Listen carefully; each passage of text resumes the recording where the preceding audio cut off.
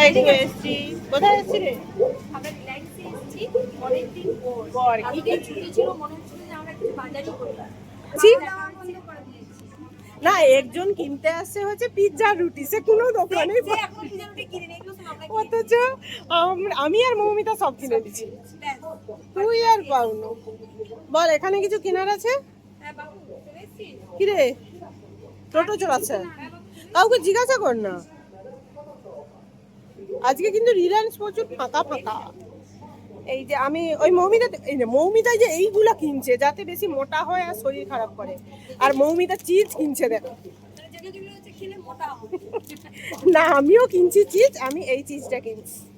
আমার দুধ প্যাকেট, তারপরে দন্তমাজন, সাবান, কোনটাতে ওইটা কি, নিউট্রেলা অ্যাক্টিভিটি কিছু লেখা আছে দেখ, ওই বাটারেরই মতো। কিন্তু বাটার এই টাইপের, চিজটা কিনো। ওমেগা 3।